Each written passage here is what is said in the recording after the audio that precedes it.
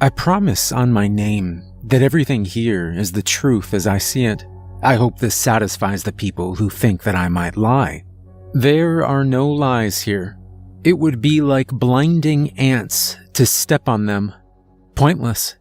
What's the point in a wish they don't come true, yet nearly all humans have them? I thought I'd help you out with that, being kind old me.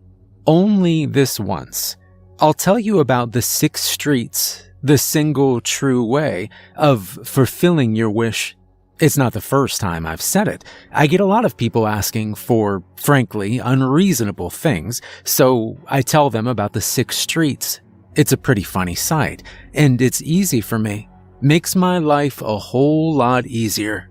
On that thought, I can't help but remember a little boy that came to me with a cracked lip, a black eye, and asked me for another pointless request.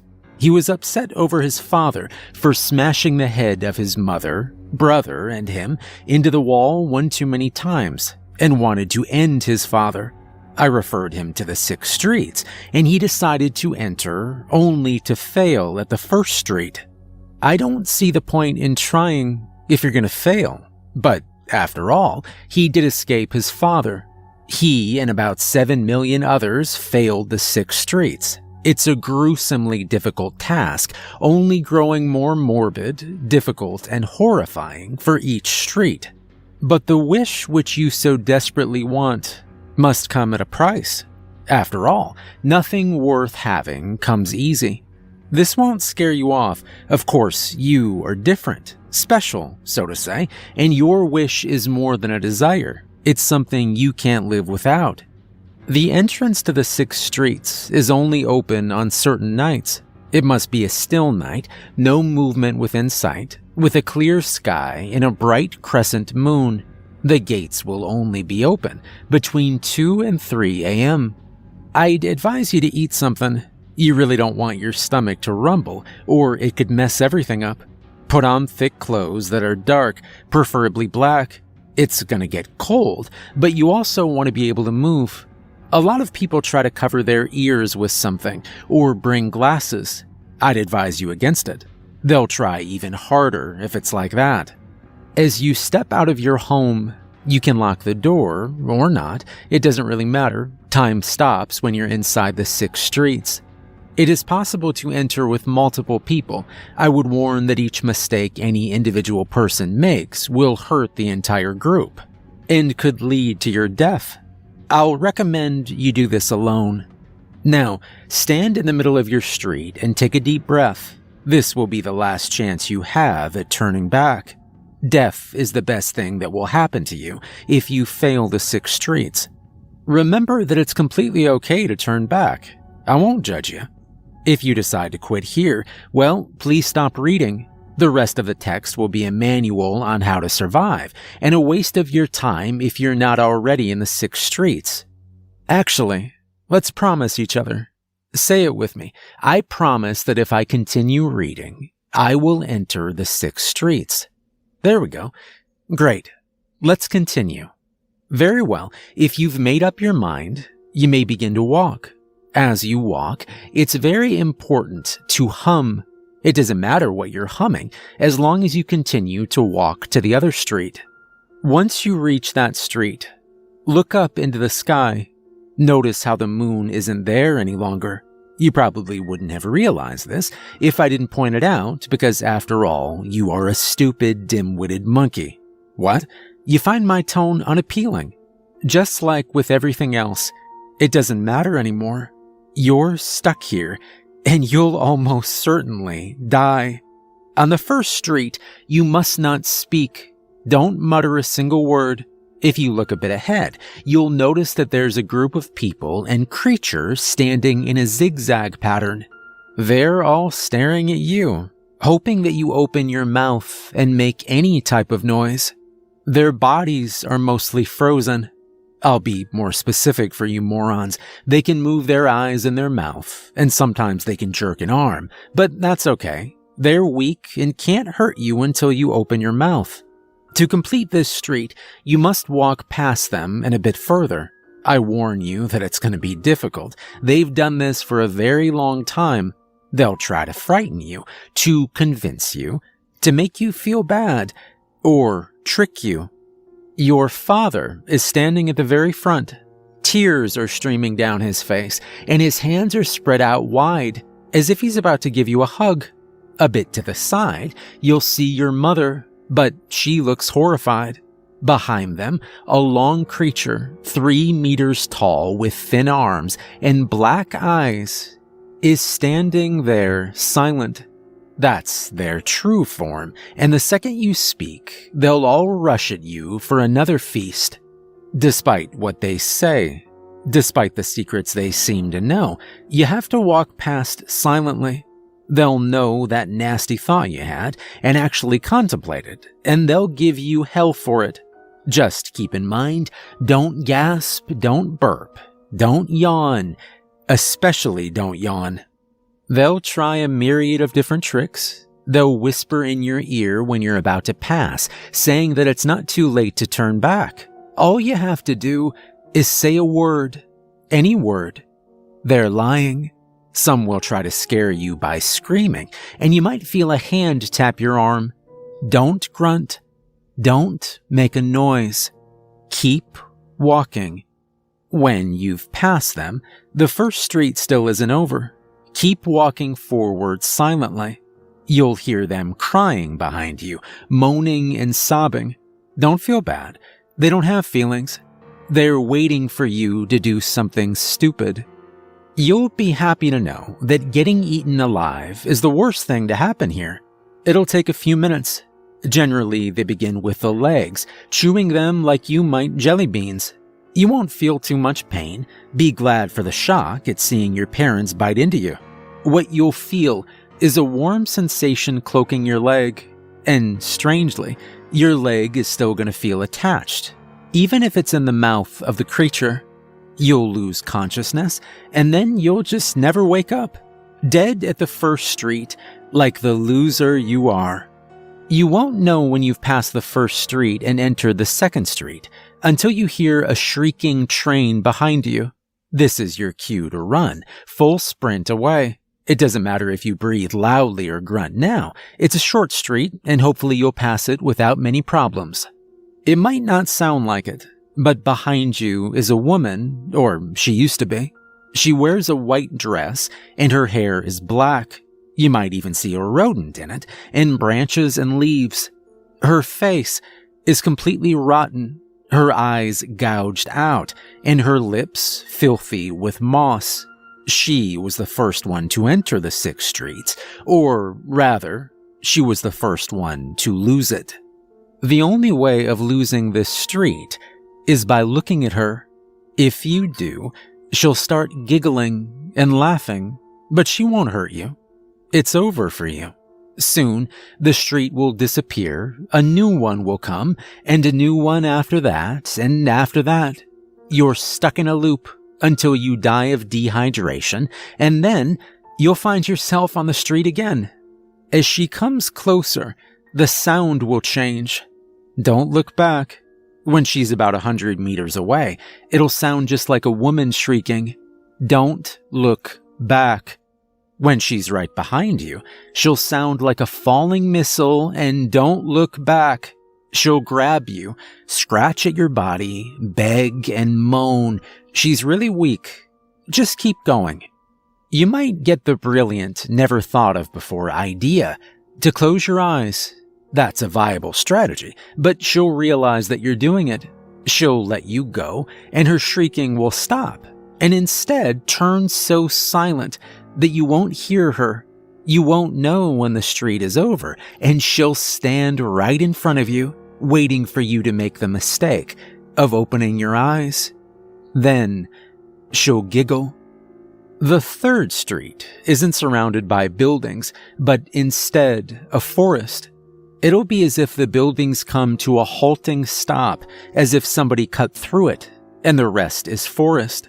The road will still be there, going straight through the forest. In precisely 10 minutes' time, a creature will come wandering through the forest, trying to spot you. It will search for you over the span of 10 minutes. I'd advise you to hide in the forest. Be quick, the 10 minutes will feel much shorter than they are. There's no cheating it.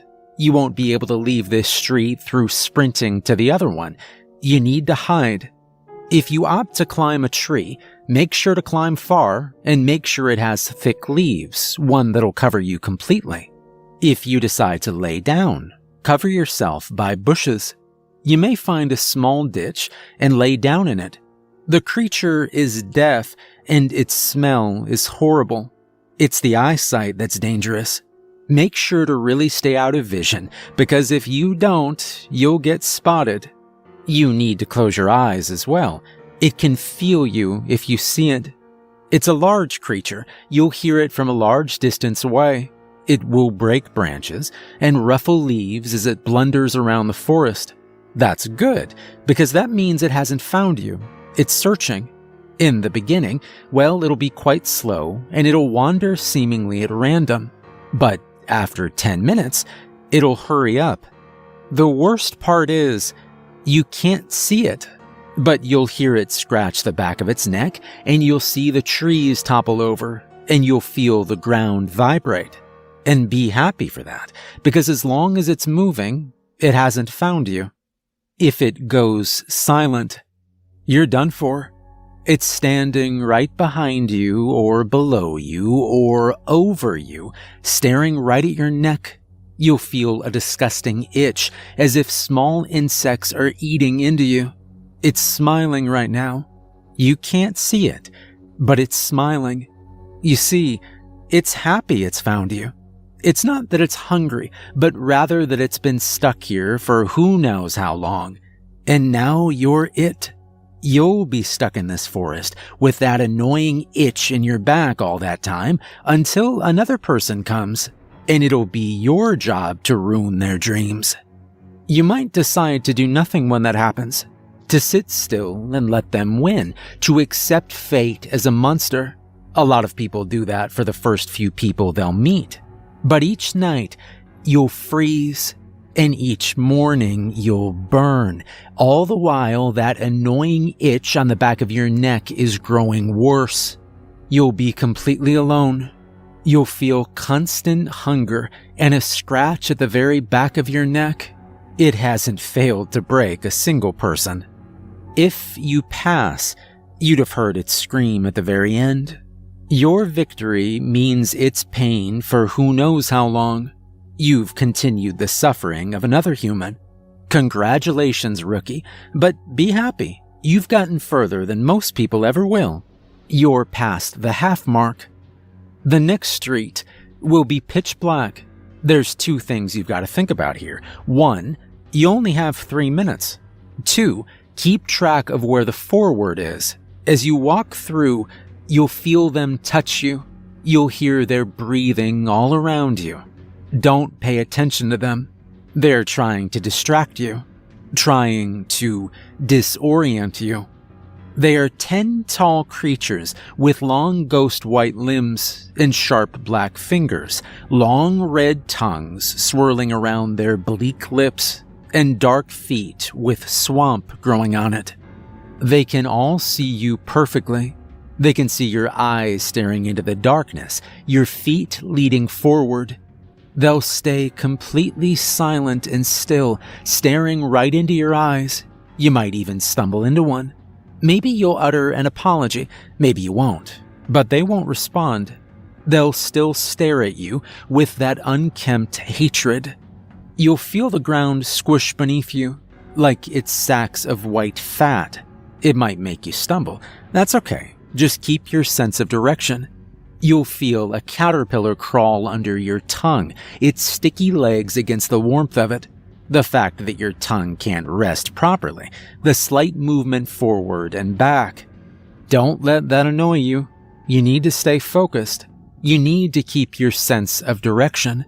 If you lose and those 3 minutes run out, those silent creatures will start shrieking. You'll fall over in shock. You probably think you won't, but you will. And they'll grab you. Their cold, long hands and long fingers will wrap around your legs, and then your hands, and then your arms, and then your neck, It'll be almost like a snake that's been in the cold dirt suddenly wrapping itself around you, and it's squeezing. No matter how much you struggle, it won't matter. Soon their tongues will touch your skin, and they'll devour you. If you manage to keep your sense of direction and walk straight for some time, you'll be at Street 5.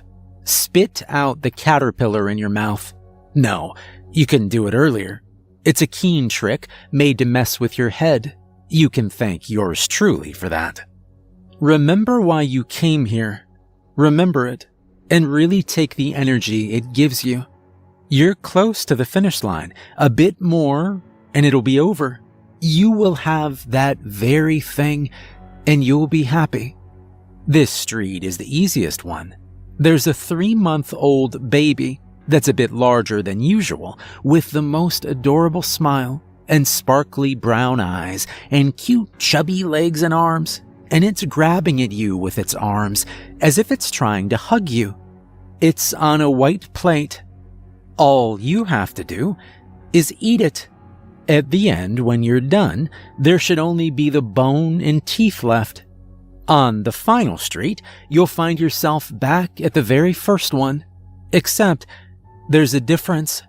All the creatures are staring at you, and they're all smiling happily. They aren't happy for you. They aren't glad that you're close to the end. They're happy because they know what happens if you lose this. The terror and hell that awaits you. They won't hurt you. Not a single one will step forward. You can speak as much as you want, taunt them, insult them if you want. They won't move. For the record, I'd advise you to commit suicide. Yes, everything up until now has been a waste of time. Yes, you'll go to hell, but last time I checked, it was calmer down there than usual, and it's certainly better than what will happen if you fail here. But you won't quit, will you? In the middle of the street, there's a small wooden chair. Sit on it, and you'll hear it creak and slightly bend, and you'll feel that it's slightly uncomfortable. Now close your eyes. In approximately 10 seconds, the worst pain that exists is going to befall you for a single minute.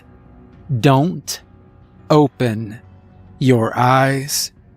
Pain doesn't describe it properly.